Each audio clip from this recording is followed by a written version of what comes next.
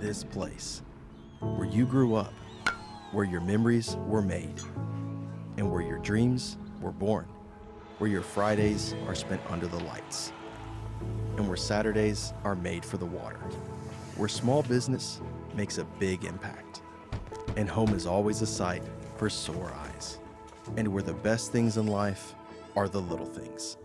Tullahoma Utilities Authority, power in community. Roger being in my line got so upset that in the seventh inning they stopped selling beer. So they wouldn't stop talking. Oh, Lordy. Okay. All right, folks, let's call to order our work-study session. And I'm glad to have everybody here and in TV land. We welcome you too. This is strictly a learning situation. We're not going to make any decisions here in the work-study session. And Mr. President, would you like to tell us who's going to present this? So over the past couple of weeks, a lot of people have worked very hard to maintain our water system, and we've received a lot of questions, so I thought it'd be a great idea to have the experts explain it. So Randy Brewer is going to do a PowerPoint. I thought you brought Randall in today. He's here to make sure you say everything that's correct. Right. How are y'all doing? Good. All right, welcome. I'm going to try to explain our water system. If I don't make myself clear or you don't understand something, stop me and tell me, because I'm not much of a teacher. But I've got a PowerPoint for us. Our staff, we have 6 engineering personnel, including myself and Dale Willis. We have 10 water and wastewater crew members, which they interchange between the departments. We have 4 pump/electrical technicians that maintain lift stations, grinder pumps, water pumps. We have 8 state certified distribution system operators, which that's impressive. We're really only required to have 1 certified operator to run the water system, but having 8 makes us look really good in the eyes of the state. And we have 1 person that's designated by the state as the operator in responsible charge. And that person is responsible for the operation of the distribution system. And that is Randy. I wasn't going to say that. All right, our facts and figures. We get our water from the Duck River Utility Commission. Randall does an outstanding job out there. I think, correct me if I'm wrong, Randall, your maximum capacity is what, 12 million gallons a day? Correct. Soon to be 15? Correct. We have an interconnect with Winchester Springs, but it's only a 6-inch line, which is not enough to really help us. It was put in more to help them, but in an emergency, we can pull water from Winchester Springs. We have 8 elevated storage tanks for 4 million gallons of storage. And soon we're going to have more storage because we're at our capacity on those tanks. The system operates as 2 pressure zones. The city and then Moore County/Motlow area is a different pressure zone. We serve 11,000 customers, 270 miles of water mains, and 900 fire hydrants.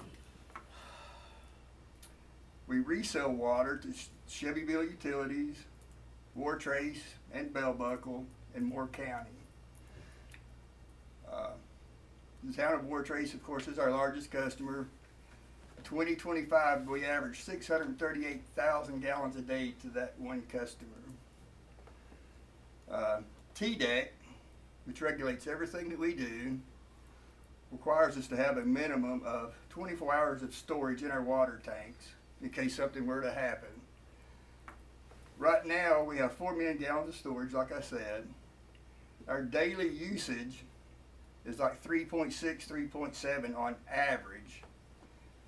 TDEC inspects us every 24 months, and the last 2 inspections, they have noted that we're reaching our storage capacity, and we will be required to add an additional tank in the very near future. Randy, let me add that, we may let our engineering firm look at starting engineering possibly this next fiscal year. To add, it'd probably be a ground storage tank. It's different from all of the other tanks. This is a tank that's like 4 foot high and large diameter. It's more cost effective than a elevated tank, and so we'll probably head in that direction. How many millions of gallons will it hold? Oh, it'd probably be 1 million gallons. What makes it different from the elevator besides height? No pressure. Well, you pump it into it and out of it. Okay, with the other one you pump it in and it just by water pressure. I'm gonna Yes, explain that sure. to you in just a moment. I'll show you Fine, how our I'm tanks sorry. work. Sorry, No, got- you're I fine. may have got ahead of For Go ahead, Randy. The tanks, they have to be cleaned and inspected every 60 months, not 5 years, 60 months, as we have learned. And this is kind of a system layout. Randall's at the top, Duck River Utility Commission, and he feeds directly to us, but he also feeds to Manchester. Then we resell to Wartrace, Moore County, Chevyville, and Center Grove as needed. So that one line that feeds us also feeds Manchester. It splits at the metering station out Short Springs. And this is our system layout.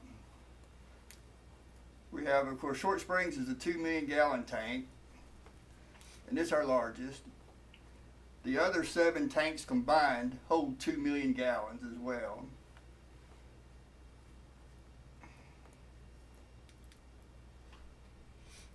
And this is kind of trying to show elevation here. We have the Short Springs tank. The overflow's at 1235, which is feet above sea level. It gravity fills 6 of our tanks, because they're all lower than that. Motlow College, or Motlow, Moore County, the tank's at 1250, so we have to pump to that tank, because it will not gravity fill. So it's 15 feet higher than Short Springs? That is correct. I would have guessed that. Yes. Didn't either. We have to push water up a lot of hills out in Moore County.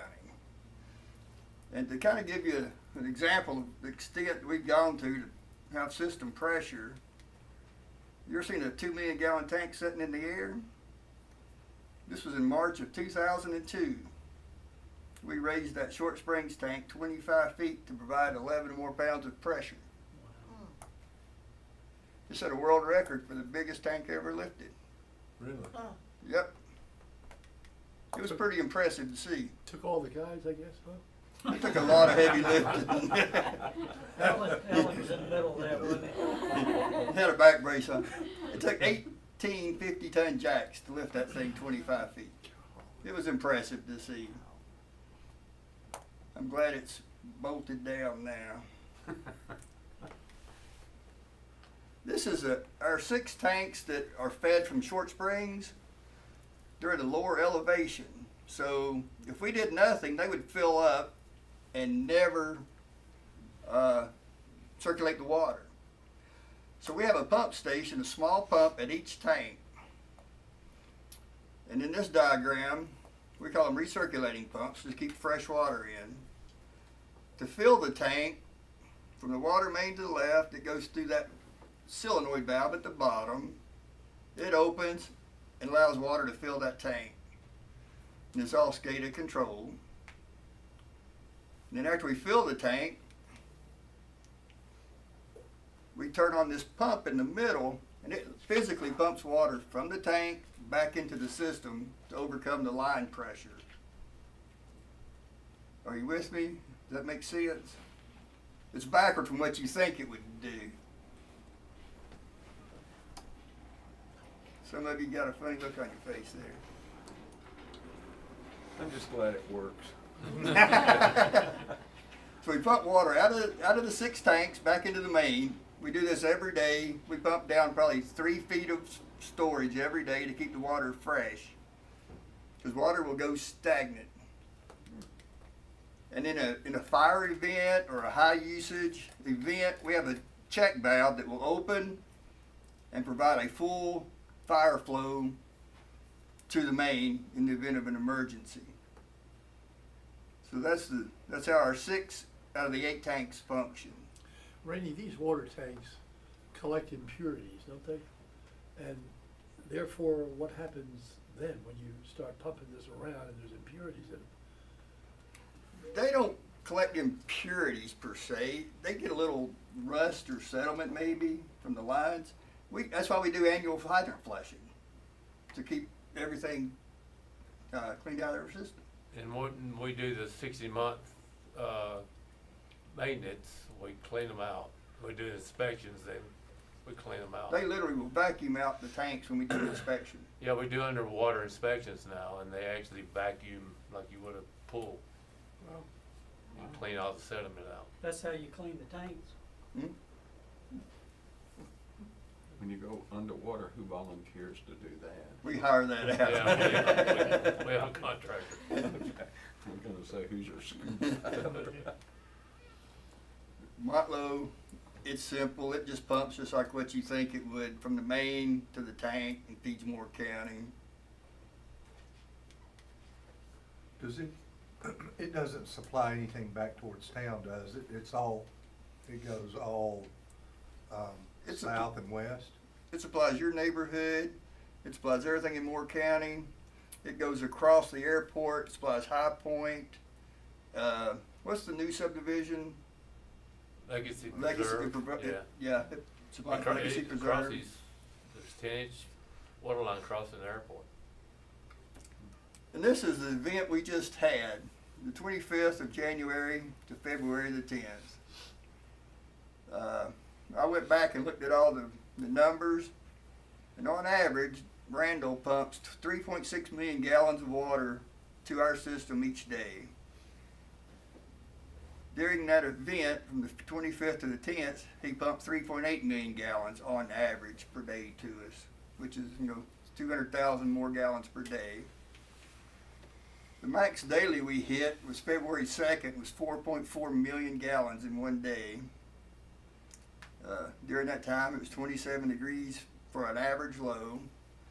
And I think this is a record. We had 15 water main breaks in that time period. I can't remember a time when we've had that many breaks in such a short amount of time. But our guys are on top of it. They're absolute professionals at what they do. And while we lose water, we could have lost a lot more water had we not had the crews that we do have.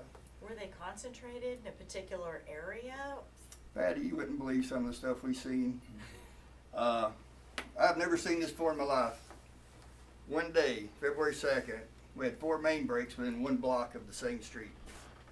Well, I've never, ever seen that in my life. It was just, The same old pipe. it was just a perfect storm. Cast iron pipe. Yeah, almost every one of those were cast iron pipe. It is, besides the type of pipe, is there anything in regards to the depth that you buried those? If they were deeper, would it make a difference? Not really, because our pipes don't freeze. Okay. They're deep enough they don't freeze. So the ground does freeze and it does shift. But I don't believe it would have. I think it has to do with the age of the pipe. It's probably 75 years old. Okay. And a lot of it was put in at the same time. And there's just miles and miles and miles of it. That's pressure buildup. Is that what causes? Yeah, when the top of the ground freezes, it moves the forces down lower.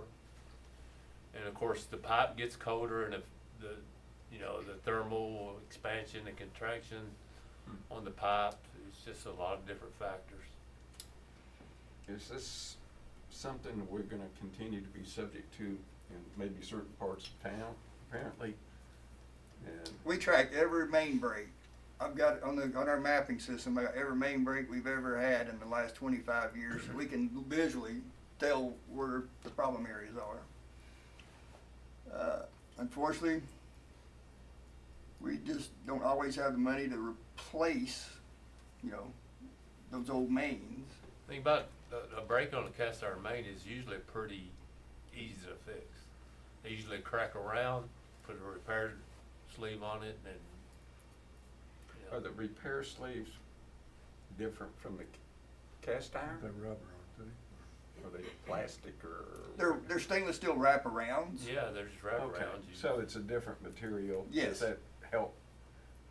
It actually Projects allows the some walls are flexibility once you put the wraparound on it, because the brake's still there, you just sealed it. Yeah, I didn't know if it helps them last longer. I guess a new system. Okay. If, gotcha. if you have a busted PVC main, it usually splits longitudinally. So you have to cut it out, put another piece in, and put two repair clamps on it, Kinda like repair what you do sleeves with on your each home- end. home Yeah. repairs. So it's a lot more entailed repair. Okay. Where was I? Oh, 15 water main breaks, which like I said, that was an excessive number of breaks. That's just, doesn't happen that often. The best I can remember, I think Randall and Duck River, we were down for 10, 11 hours on that day, on the 9th, to facilitate a repair of a leaking valve. Randall had a contractor on site working on it, and we sent crews out to assist. And they did a phenomenal job. During that shutdown, Short Springs tank did empty.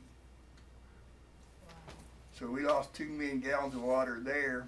But at that point, we still had the other 7 tanks with water. We just started losing pressure because the other tanks are lower elevation. But the system maintained 38 pounds of pressure system-wide, which is low for us because we normally run about 60, 65.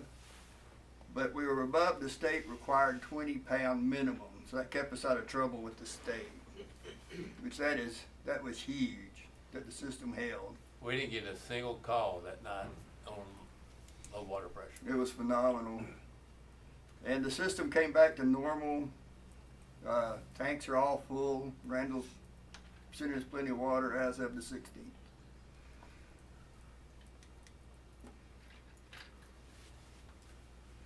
I hope that helped. I don't know. So where do we stand now? Are you We're in back to great shape. normal? We're back to normal. Yeah. What does a tank cost? We To still build a waiting new on one? New one, yeah. A ground storage tank, What's the difference, price difference? a ground storage tank, correct me if I'm wrong, didn't Steve say about $3 a gallon for a ground storage and about $6 a gallon for elevated storage? And the fact that we pump in and out of all of our tanks anyway, ground storage is the way to go.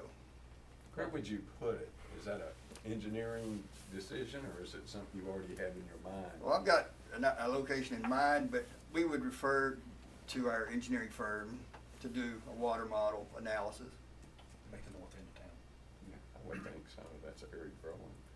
I think the ninth hole is Country Club. Doesn't help us, does it? We got Milo, we're good. Yeah, Milo. Okay. Any questions, concerns? Randy, how important was it for the community to participate in the conservation effort? Everything they did helped us get through this event. There's no one action that is not insignificant when you're looking at water loss. True water loss, we've never experienced it. Some systems did. We don't want to go there. When you did the notifications, what all were all the sources that you sent notices through? That may be an Alan question, because him and Shannon, So fortunately, when we share information like that on our social media, most of the times Kyle or Tullahoma News will see it, share it, radio stations will share it. But we got into a situation on Monday where we were calling customers and asking them to Cut back. cut back, our large water users, and they did that. So, Kudos to them. now I hope this event never happens again, but once we do add additional storage, that'll just give us that much more, time to recover. When do you anticipate us really needing to do it? I mean, as far as Soon. us budgeting, Start budgeting. okay. The backup from Winchester Springs, Yes, sir. 6-inch line, what kind of flow could we get? Just in comparison, the line that Randall is sending us water is 30-inch. Is that right, 30? That's correct. 30-inch line, so, It was very little. yeah. That line, that interconnect was really to help Winchester Springs more than it was to help us. We did open it. Yeah, Yes, we did. The problem that we have, we're kind of like an island. We have no large water systems close that we can interconnect with for a backup. Not even Winchester comes forward, their system. We sat in here. For hours. We discussing designed several that. water treatment facilities over the past week. None of them real feasible. Alan built one. Well, cost feasibility. That's right. I mean, when's the last time we've had an event like this? Is it, have you ever had it in your watch, Randall? There's only been 3 times that we've asked for conservation in the 39 years I've been here. One was a in drought. 1998, when there was a 12-inch rain in one day, and the lake was so muddy that our old conventional style filters were clogging up so fast we couldn't run them. And so we had to shut down the plant and wait for that mud to pass. And we asked for community conservation to allow us to get through that. That was with the old filter system, so that's not gonna ever happen again. And then during the drought, as you said, and this event here, that was the only times we've ever had an issue where we couldn't use the man. But this was the first time I think we've ever took Short Springs down to 0. That's correct. That time in '98, we got to 5 feet in that time. Randall, there's obviously some stuff going on out at your facility. Can you kind of go over, I understand there's a different drop in the lower, something about the pumps and so forth. Yes, I can do that. I'll try to be very brief. TVA has told us that they are planning to maintain flow in the Duck River in the next drought in a manner that will pull the lake down to about 840 feet elevation. The last drought, which you ever watched or looked at the lake, it got to 852. So they told us after that drought that we would never have that problem again. Don't worry about it, you're good. We did some studies, you're fine. So we didn't really take any action after that to anticipate a worse scenario until 2023, and they told us, it's gonna be worse, you need to do something. And we said, what? And so, first thing I said was, do you have any money? And that was a no. So we started planning, we got some engineering work together, we got some ARP money, we got some money from the Duck River Agency, and we are embarking on about a $13 million project, which is underway. Jamie, our new assistant manager, is the construction manager over those projects. And we are installing all new pumps and electrical systems at our intake and new basins at the plant so that we can lift water higher for that inevitable scenario. And we're building it to go to 835 instead of 840. If it goes below 835, the lake's gonna go dry and we're all gonna be out of water, so there's no worry about, making the pumps do anything else. But that is something that we are gonna be making some community announcements and notices about as we go into this construction, which is just kinda really kicking off. They're starting to really take stuff apart. TUA is out there today, putting a new pole in for the new electrical system that we're building. But what we're gonna have to do in this project is we're gonna have to start removing pumps, and we'll be out a certain amount of pumps out, and we'll have to put new pumps in, and then we'll have to take more pumps out.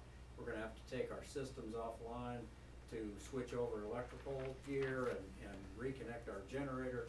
It's gonna take us on and off we're never gonna be offline, but we're gonna be, low redundancy, let's put it that way. So we are going to be kind of trying to, I guess, prepare for the possibility that something goes wrong during one of these electrical changes or pump changes or something, and we end up offline, and maybe offline for a long period of time.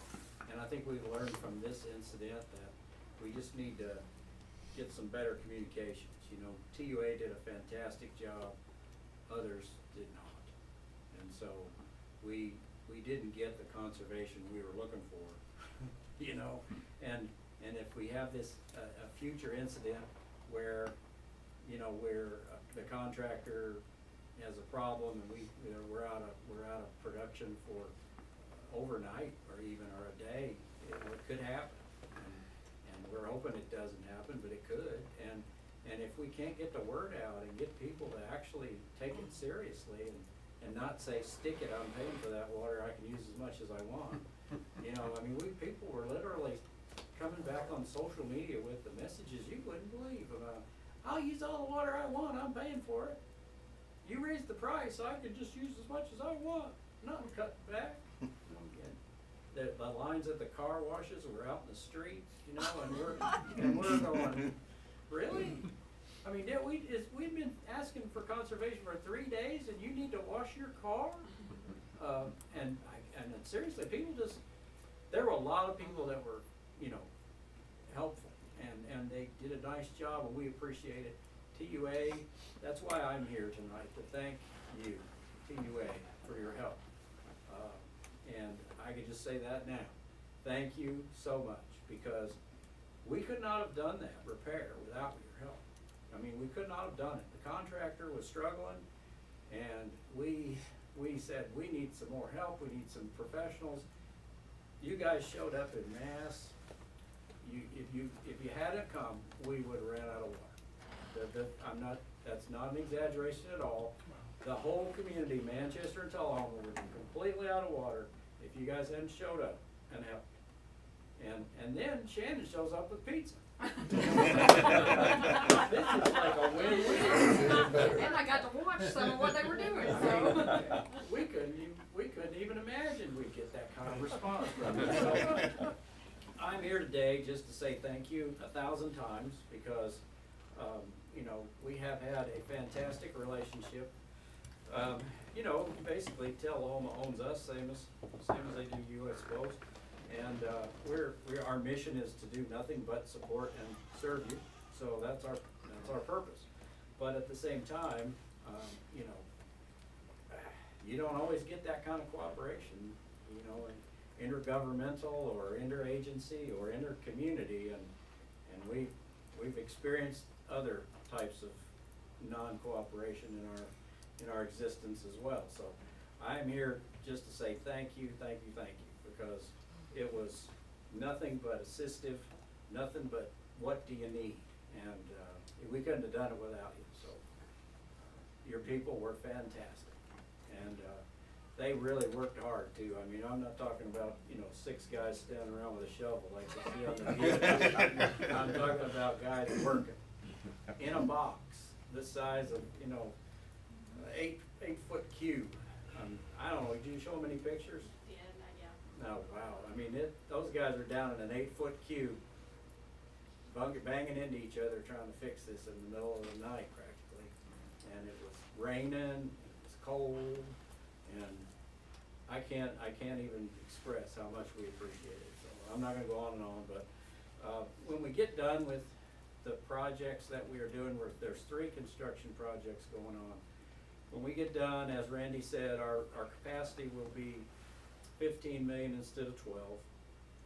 But part of what we are doing is we are making ourselves much more bulletproof in the process. And we learned from the polar blast of Christmas 22 and the polar blast of January 24 that we needed to do some things to make our system more redundant and more capable in cold weather. And we just haven't finished yet, which is unfortunate, because this cold weather event wasn't as bad, thank goodness, as it was in the last two. But, and coming out of these cold water events, there's so much faucet dripping and so much leaking, and then you get main breaks, and it just overwhelms our ability to put water out in a cold water scenario. And our filter system is fantastic. I mean, it makes great water. It's just the best water possible in Tennessee. We don't win all those best tasting water awards for no reason. But the colder the water is, the harder that system has to work because of the density of the water. Because we are filtering water through fibers so fine that we filter out viruses. The holes in them are 0.01 micrometers. They're so small that they're bordering on, you know, a nanometer size. And so what you end up with is the more dense the water is, the more cold it is, the harder the water is to go through there, right? So it just makes it difficult. And so part of the process that we are in now is we are going to expand that filter system to 15 million gallons a day. But when we do it, we're actually racking in a whole extra set of modules of membranes, and we are gonna turn that system into an N-1 system where you can run full capacity with one bank down. That will allow us in the wintertime to easily like blow right through something like this without any problem whatsoever. And we'll be able to put out that full 15 million gallons a day, even if we have a cell down. So that's the plan. You don't hear me go on and on. So but that's the plan. And so with the new permit that we got from the state, which is for 16 million gallons a day, instantaneous flow, we feel like we've set up. And then just one more comment about the connecting to another system. That is a challenge because of our geography. It's just a challenge. So the DRUC actually has a plan which we intend to pursue to build another plant. And the long-term plan is to build another plant on Timms Ford or Woods, probably Timms Ford. Prefer. But our plan is to build another plant on Timms Ford and bring a backdoor line into the back of Tullahoma, if you call that the back, from the other way, and then connect it to potentially other systems on the other side, and be able to supply water from two different plants from two different directions. It's gonna be a few years before that ever happens, you know, 10 or 20. Will we reciprocate with the other system like Winchester? That is our long-range plan, Okay. to try to build in regional cooperation and build a plan. And we actually had worked with TVA already to find a site. And I've got not one that they've approved, but one that they have suggested is good. And so we are gonna try to start following that. Once we get this plant maxed out, you know about the Duck River and the things that are going on in the Duck River with downstream and all the biodiversity and endangered species and all that. But the DRUC, I guess I'm gonna call it, we see the handwriting on the wall, that we're not gonna get more out of this lake and it's that facility than we have now. It's just not gonna be possible because of the demand throughout the whole river system. So we need to be, you know, looking at moving to another source. And Tullahoma is set up beautifully to just go to the other side, get water out of Timms Ford. I want to say something. I've had the opportunity over the years to visit with Randall. And let me tell you, this gentleman takes a lot of pride in his operation. I've had an opportunity, you ought to go out there and physically go through the plant. And it'll amaze you what is involved. But I understand the reason why our water, we're winning all those, that you got a tap with George Dickel. My secret nickel tap, you're not supposed to tell about that. Okay, I'm sorry, I didn't see that. That was the one that says, didn't have a definition. That's all or for a sure. reason. Okay. All right. With that being said, Randall does a whole lot for us as well that he does that he's not really required to do. So the mutual aid kinda goes both ways with us. He's never turned us down on anything we've ever asked him to do for us. So, any more questions? Well, I'll just say for Randall too, because I don't know if he'll be back at another meeting before he retires, but it's my understanding that when Randall showed up in Tullahoma, that he really couldn't drink the water here. So he's done a phenomenal job. I've watched, he's one of the smartest people I know, and so thank you for what you've done for Tullahoma. Very good.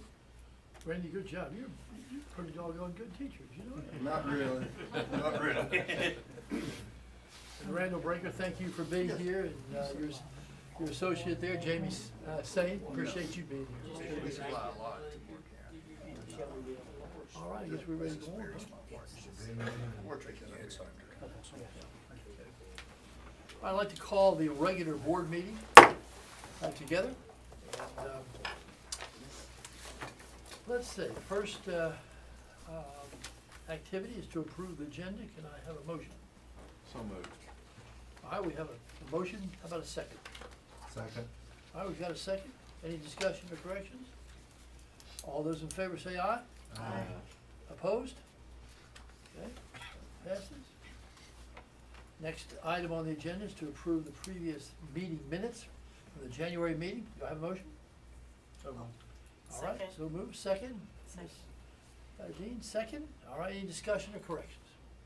All right, I see none. All in favor say aye. Aye. All those opposed? All right, motion passes. Do we have any customers present with any comments on the agenda items? Anyone? All right, I see none. Next item on the agenda is to recognize the recognitions, and which there are 6.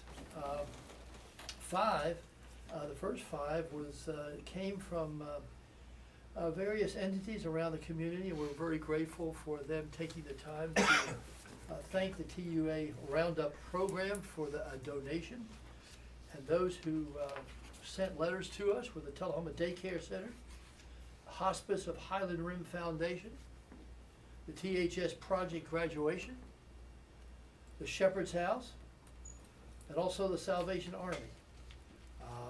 Thanked our employees for their support of the Angel Tree program. And if I can get, well, I guess I'll have to tell this one here. I was out at Stan McNabb recently, and I ran into a friend of mine by the name of Don McKay, who happens to be Shannon's uncle, I found out.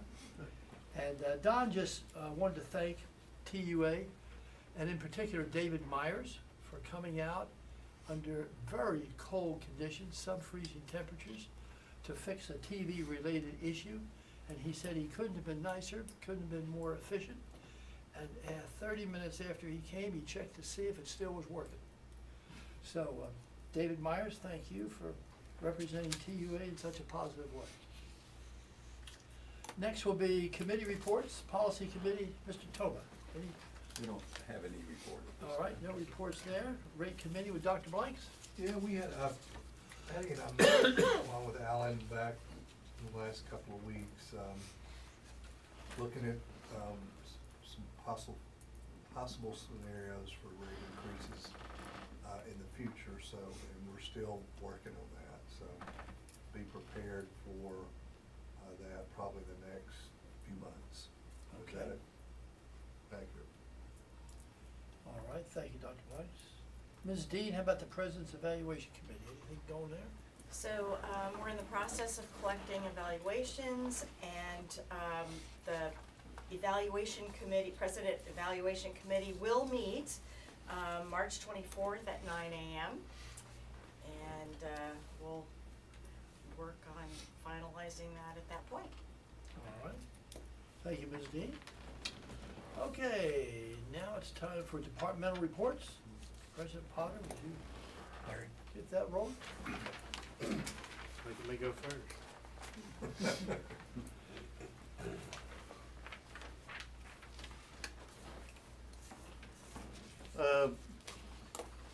So aside from just the water, we also have the electric side that experienced a little bit of the winter storm that we had. But TUA's electric system demonstrated strong performance in January, even with the challenges brought by Winter Storm Fern. The electric system experienced a system peak of 69.3 megawatts on January the 27th, with a total of 30 unplanned outages and 5 planned outages that month. During the storm, the longest outage was 127 minutes and affected only 12 customers. I think that's phenomenal if you look at what happened around the Middle Tennessee area with other utilities. The most impactful outage lasted 34 minutes and affected 69 customers. These limited impacts highlight the resilience of TUA's infrastructure, maintaining reliable electric service for the community. Although TUA fared better than many surrounding regions during the storm, we will use this event as an opportunity to evaluate system performance and further strengthen reliability where possible. With the adverse weather events such as Winter Storm Fern, hazardous electrical conditions can arise. TUA remains fully committed to the safety of both our employees and the community. While we are actively exploring opportunities to expand our outreach efforts, including strengthening engagement with our local first responders to ensure they are equipped with the knowledge needed to safely manage electrical hazards. Additionally, we are evaluating new ways to share practical electric safety information with the broader community and further strengthen reliability where possible. Fortunately, we were able to provide mutual aid support to neighboring systems. We were able to help out Dixon Electric System. We sent a crew of 4 the first week during the storms, and then we did a follow-up to help out Nashville Electric System with another 4 crew members the following week. Our teams received high praise for their professionalism and assistance. While all electric system mutual aid crews have returned, 2 teammates have went to Corinth, Mississippi to assist with their fiber restoration. Regarding new growth, the Sweetwater subdivision is being scheduled for construction with 21 planned homes. 2 additional subdivisions, Tisha Estates with 48 home development off of East Lincoln Street, and the Woodlands subdivision, a 44 home project off of Avoca Road, and they are approaching readiness for construction. In January, we added 26 new services. Regarding active improvement projects and construction, the Kensington Underground Loop Feed project is approximately 70% complete. We now have the capability to loop A and C phase together, which aligns with the milestones in our 5-year system improvement plan. Additionally, as an ongoing part of system improvements, crews replaced 10 poles in the Westwood area under the Betterment Program. Under technology and innovation, the AMI electric meter deployment is approximately 86% complete. Our plan is to do meter changeouts mainly on Wednesdays every week going forward. We'll have some spillover into Thursdays, but the main number of those remaining is commercial and industrial, and so it's a little slow going as we're trying not to interrupt their business operations, so sometimes we have to reschedule those. We're about 60% complete with the mobile radio installations, with the remaining units expected to be finished in the next week or so. Final activation is pending coding from the state of Tennessee. These radios will connect to the state's Tennessee Advanced Communications Network. That's the statewide system supporting public safety communications. And last, we've been selected as a finalist in the Appalachian Regional Commission's 2025 Power Initiative for the Energizing Opportunity Project. Our submittal focuses on the voltage regulation, improvements on the electric system. This is not a funding guarantee, but it is a positive step forward for us in that initiative. Any questions? Thank you, Larry. Thank you. That was Larry Taylor, Chief Operations Officer. For those of you who didn't realize, we was a recent hire at TVA. Well, I'm gonna be much briefer than Larry. So, really, other than day-to-day operations, most of what we've done this last month is, Christopher Redicott, he has got all of our, not all the gear that the new Calix gear that we have on site has been racked and powered and configured and tested. We are ready for our first migration to the new platform, which should start the week of March the 9th. We will do a very small group of customers the first night just to make sure everything goes well, and then we'll kind of push forward and more as we get more familiar with the process. Along with that project, our billing vendor, GLDS, has successfully tested all the new end-to-end testing to talk to the new management software that will talk to the new hardware. Been reviewing some backbone designs. We've got to put some additional fibers in the LCP 27 area, and also while doing that, we will be splicing in the new backbone fibers for what will be the Throneberry Apartments cabinet on Cedar Lane. We have installed distribution fiber to the townhomes on Cedar Lane, and also for the south side of Kings Lane, the Denby townhomes. And as Larry said, two of our members, Zach Banks in the fiber department and Steve Mantooth in the electric department, are in Corinth, Mississippi. Zach did tell me that they had roughly 4,800 fiber drops down, so that is catastrophic. And then for subscriber numbers, January, fiber was +9. Any questions? Thank you. Thank you, Brian. All right. Appreciate it.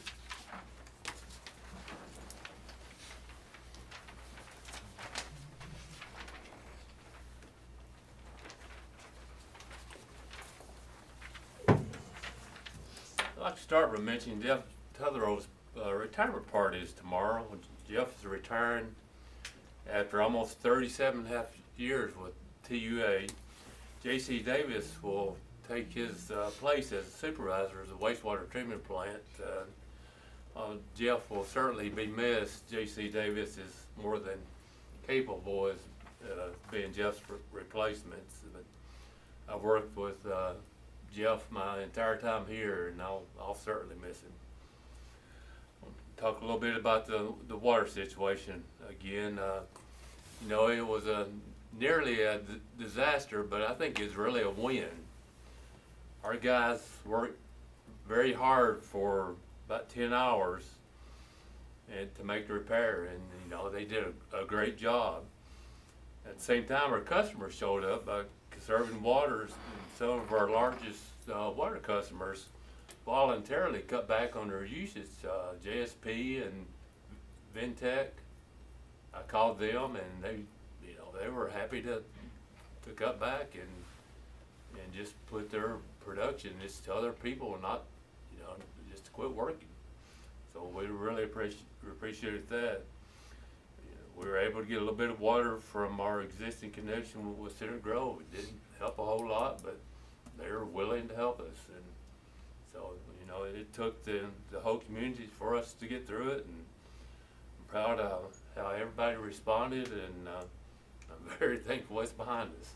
And it's just not the guys that were out there that day working. It was it's our entire crew that worked on those 15 leaks throughout the many days that they occurred. And there was one Saturday night that I think it was like 20 degrees and the wind was blowing 20 miles an hour. Y'all may remember that Saturday it was so cold and the wind was blowing so hard.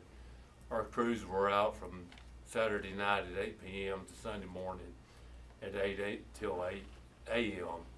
working on the main break on North Washington Street. It's in the road. It just took forever, and I don't see how they do it. They're tougher than me, but I appreciate every one of them. That's all I got. Thank you. Thank you, Dale. Appreciate it. Okay, next on the agenda is board member comments. Jason's gonna give his report. Oh, Jason, of course. Jason's next, actually. That's later. Alright, I'll make it quick, so, financial closeout for us, you can see your December financials in the board packets. And we're currently, working to close out January.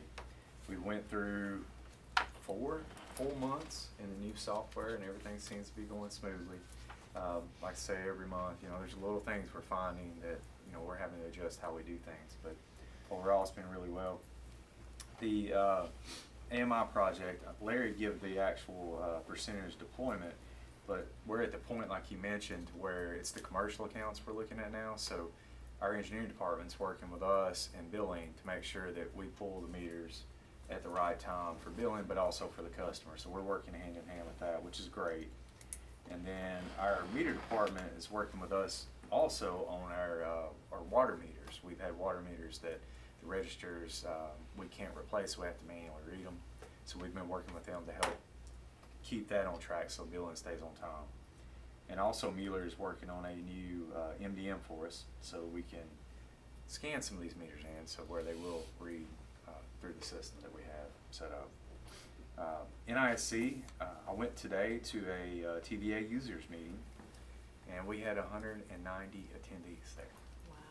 And I think last year we had maybe 115, 120, so it went up by 70.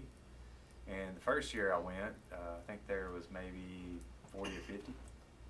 So NIC, who we've chose to partner with for our software, is making a big impact in the valley. And it was a good meeting, made good contacts, see other utilities that are making a change close by. Athens Utilities is one. That's the one that stood out because I didn't know they were changing just yet. And then, we're working through the conversion for our services, and that's going to be a big project, but we're excited about it, excited to see the product in use, especially for our customers. Our customers are really going to benefit from this software. So we're excited. That's all I've got. Thank you, Jason. We appreciate you and your staff dealing with the new software, telling how much persistence that's taken. Yeah, they've done well with this. Now, board member comments. Mr. Tummer, would you start us off, please? Well, I appreciate that. I had an opportunity to visit with our legislature and enjoyed the opportunity to be with them. I think probably one of the best comments that was made by our fearless leader, Alan. Our legislators live here in Tullahoma. So when they experience the good things that are going on here, our utilities and all that, they know firsthand how good our system is. I have an opportunity from time to time to work out with some of the linemen, and it's really interesting to have an opportunity to talk to them to see the pride they have in what they do. And I think that's a reflection on the whole utility itself. A couple of things that I thought was interesting is that National Electric, NES, in my opinion, really took it on the chin. And I'd like to ask Alan and our group to maybe at our next meeting kind of go over where we stand if something like that happened to us. What are our plans, so that the public knows that we're just not gonna wait around in case something like that happens. I had an opportunity with Alan and Shannon to go around and visit our different sites, and the thing that was kind of impressive, it was the redundance that we have in our city and through our city. And I think too is the fact that when you saw the pictures on TV, a lot of this stuff was caused by ice on power lines, but also on trees. And I was kind of looking at our monthly total of what is our contributor, and it looks like trees is kind of one of the number one sources, squirrels and birds. I thought that was really interesting. The latter two could probably be handled with a shotgun, but I do not want to say that publicly. But the game plan is there's a lot of things that can affect it. But obviously, our utility has no control over. Maybe our tree policy, or what are we doing in regards to trimming trees? I know there's a lot of pros, and I have a relative who expresses a lot of cons in regards to that. But overall, I think that would be something I'd like to see addressed. And, be proactive, and I'm sure we're in a real good shape. But there are just things that are gonna happen that's beyond your control or our control. And I am totally amazed at what this utility does, and I'm regretting the fact that NES took it so much on the chin when you consider what they had almost half their customers out, and the assistance that was coming in. I had opportunity to talk with one of our folks that went up there to supervise, and he had to have 4 hours of instructions before NES would even let him go out and deal with the situation. And the reason is, number one, safety. So I appreciate what we have and go from there. Thank you. Good idea. Mr. Toma, thank you. Ms. Dean? First, I want to thank Randy for the presentation, and I hope we can get a copy of that for reference. And for Randall, Duck River, for coming and explaining the relationship between TUA and how we work together, some of the future things that are coming on. That's really exciting. Thanks to our crews that I just can't comprehend what they go through trying to manage and fix things during these situations. And then I think it's really great that TUA, we sent people out to Dixon Electric in Nashville, and we've still got a couple people down in Mississippi. So the whole mutual aid is really a neat thing, I think, for our customers to realize, is that we don't just sit here and go, phew, great, thank goodness that, that we didn't get hit, but we were taking that opportunity to go out and help. And others would be there for us as well. One community note, I know last meeting we donated the land to Short Springs, and so and I know that TUA's had some folks come to our Short Springs work days. In the past, our next work day is Saturday, March 14th, and from 8 a.m. to 11 a.m., and we'll be picking up and cleaning the river banks. So along Bobo Creek and Machine Creek. So if anybody wants to come out, and we do have, Friends of Short Springs does have a Facebook page that you can find information. So I hope to see people out there. Thank you, Ms. Dean. Mr. Welch? Get 3 or 4 things. Thank Mr. Breaker and Mr. Sane for showing up from Duck River. We appreciate their partnership with y'all. Yes, sir. Second thing was, I want to thank the employees and everything. We were very fortunate to get what everybody else got around us. But I can't say enough about the employees here and what they did to keep us going and keep our communities going. I don't think as a board we realized how critical the situation was, and I think we handled it well. I think that's kudos to Alan and his entire staff for that.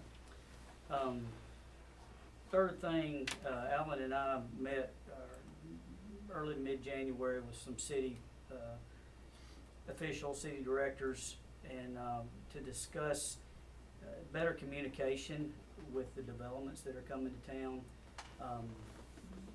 Some of our employees here, directors here, staff, met also, and we just sat around and kind of went over some scenarios of who's laying the groundwork for the water lines and the sewer lines and the electrical lines. I think everybody just took for granted that everybody just knew what to do, and they probably did, but I think it's caused some problems in some developments around town because we're being so rushed with the developments in town that we just needed to open up some communication lines, and I thought that meeting went well. And in fact, I believe we're gonna have some additional meetings based on what Alan has said.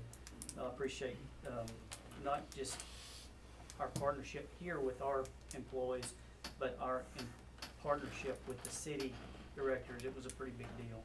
So, pretty good meeting that morning.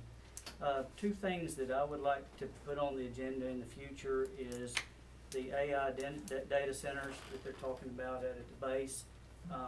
Just be proactive on that, kind of get an idea of where we stand and what, I've talked to Alan briefly about it, but I would like to maybe get an update on what role we would play, if any, in that.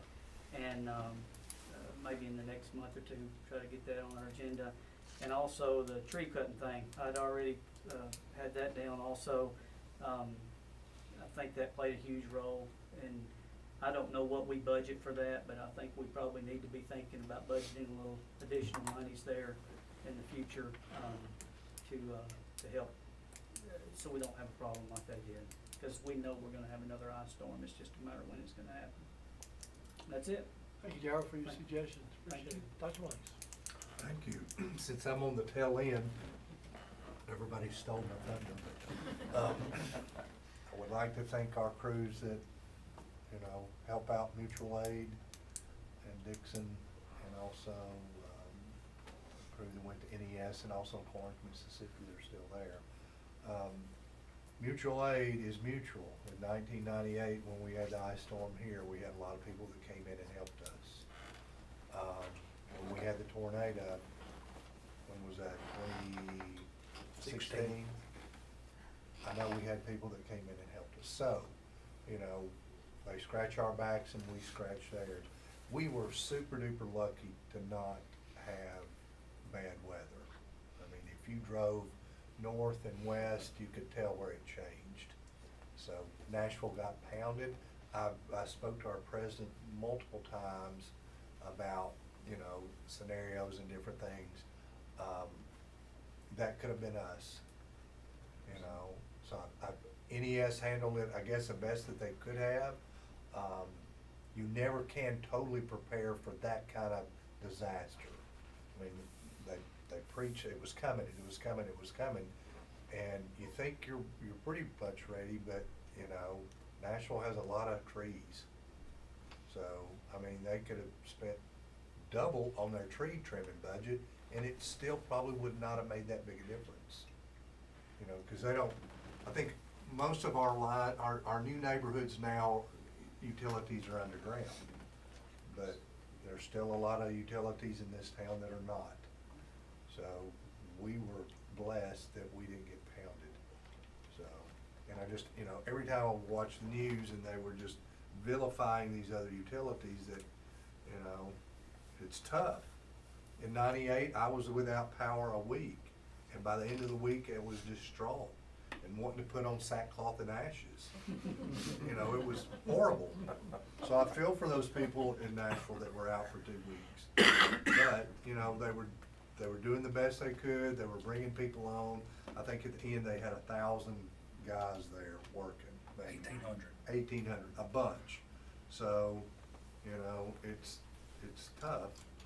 I think everybody's finally on there, but there will probably be heads that roll because people want accountability. So I think as we look at events like this that happen, there are my board members as, we need to look and make sure we're doing everything that we can do, have a disaster plan in place. If we get hit, we're as prepared as we can be. I called Alan probably Tuesday before this hit. I said, are we ready? He said, we're as ready as we can be. I think is what you told me. So I felt comfortable. knowing, you know, but that rain that we had Sunday night really helped us, because it melted most everything. But, you know, going forward, I think as a board, because people, you know, be after our heads too, if something happens. So, you know, we need to be proactive and say, okay, we look at this, we look to see what happens disaster-wise. Do we have something in policy in place that we review every year? We should. If we don't, we should. So I think, you know, that would be an agenda item, and, you know, I think Alan's very good about that, keeping us where we need to be. Because I don't wanna, you know, them come into my house with pitchforks saying, why did y'all not plan? But, you know, I think our crews, when they get out, cold weather and stuff, you know, that's amazing. I wouldn't wanna do it either, but I know somebody does, and they keep us in water, take care of our sewer, and keep us in the light. So, thank you guys. That's all I have. Thank you, Dr. Blanks, You're well welcome. said, well said. Just a few things, the TMEPA legislative rally that many of the board members went to, a meeting with Mrs. Bowling and Mr. Bricken. One of the things that I recall that stuck with me, and that is the possibility of soliciting their help, and they would be helpful, I believe, in bringing fiber to folks outside our footprint. All of us have talked with people in our area, outside Tullahoma, and I listen to them talk about the issues they have with their utility, and I think to myself, boy, I wish you guys could get utilities under Light 2. Because I'm obviously very proud, like all of us are, about the way TUA does things and how committed they are to excellence. And anyway, Mr. Bricken and Ms. Bowling both were supportive of that idea. Now that would, of course, have to get statewide support, but maybe that'll happen. Once again, thanks to all the TUA workers for their efforts, their extraordinary job performance in the cold weather event that we had in assisting Duck River, and we just can't thank you guys enough. Also like to thank the community for your willingness to conserve water. Yes, it would have been easy to say, not me, it's TUA's problem. Well, it's a community problem. It's not just TUA's problem. And we appreciate those of you who took that position to help with this problem. And also, as mentioned already, the mutual assistance to Dixon, Nashville Electric, Corinth, Mississippi. It makes you proud of being part of TUA when you see them reach out to our neighbors. So we're thankful for that.